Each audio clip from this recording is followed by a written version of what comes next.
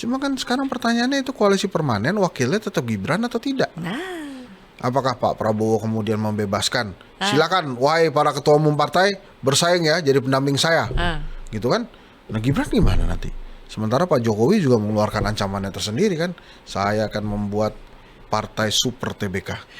Itu selanjutnya tuh untuk merespon itu juga tuh, itu bisa dikaitkan juga.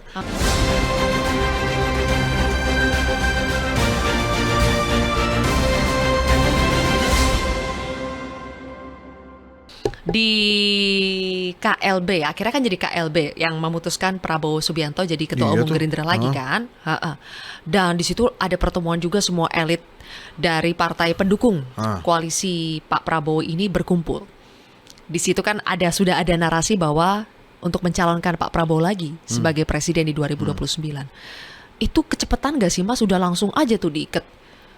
Iya ngapain sih? Itu kan baru 100 hari lebih dikit ya. Iya. Terus kemudian hasil pembangunan kan juga belum ada ya. Kayak ketakutan banget punya lawan tangguh gitu. Sekarang siapa yang berani sama Pak Prabowo sih?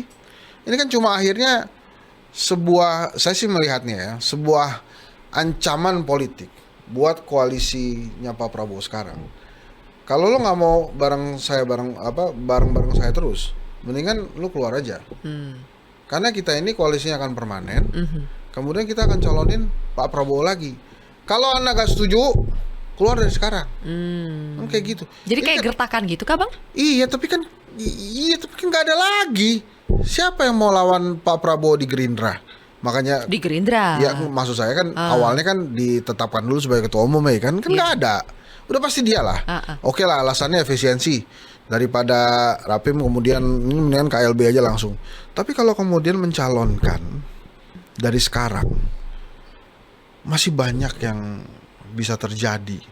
Dan saya yakin kalau partai-partai politik ini memang memiliki idealisme, terus kemudian memang memperhatikan konstituen, itu nggak buru-buru menetapkan Pak Prabowo sebagai calon presiden. Walaupun per hari ini kita lihat sebagai incumbent kuat banget, pasti ada Jokowi juga, siapa yang berani lawan? Cuma kan sekarang pertanyaannya itu koalisi permanen wakilnya tetap Gibran atau tidak? Apakah Pak Prabowo kemudian membebaskan? Silakan, wahai para ketua umum partai bersaing ya jadi pendamping saya, gitu kan? Nah Gibran gimana nanti? Sementara Pak Jokowi juga mengeluarkan ancamannya tersendiri kan, saya akan membuat partai super TBK. Itu selanjutnya tuh untuk merespon itu juga tuh, itu bisa dikaitkan juga bahwa kalau sampai kemudian ada jalan politik yang sendiri-sendiri, Jokowi juga ready gitu. Jokowi ini mau nggak mau emang harus dihitung sebagai kekuatan yang tidak biasa. Ada SBY, ada Mega, ada Prabowo, cuma memang ada Jokowi gitu. Dan terbukti kekuatannya dia selama 10 tahun yang dia mau kejadian. IKN dia mau kejadian, Gibran mau kejadian, belum pernah nggak kejadian maunya dia tuh. Bisa bersaing Gibran dengan Pak Prabowo nanti di 2029 Mas? Kalau kita ngomongin sekarang enggak, tapi kan kita juga pernah dihadapkan pada situasi bahwa Gibran nggak mungkin nyalon jadi wakil presiden kan, dan itu udah kejadian gitu. Jadi kalau kita ngomong hari ini dengan nantinya itu beda aja gitu. Kecepatan ya kalau kita bahas sekarang ya. Iya, kecepatan. Tapi jabatan wapres tuh paling enak loh. Iya. Maksudnya kalau presiden nggak nyuruh juga dia tenang-tenang di istananya juga oke, boleh gitu. Tapi tetap pakai peluk-peluk tetot. Boleh juga tuh. Oke, terakhir banget nih Mas Hensat. Kan sekarang presidential threshold tuh udah ditiadakan ya. Nggak ada lagi tuh batas 20%.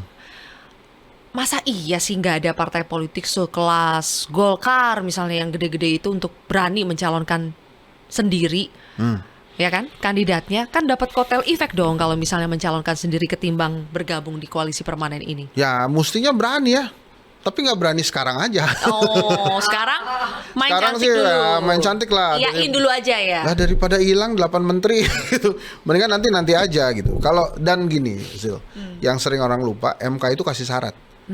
nggak semua partai politik bisa mencalonkan calon presiden dan wakil presiden. Harus yang sudah terverifikasi.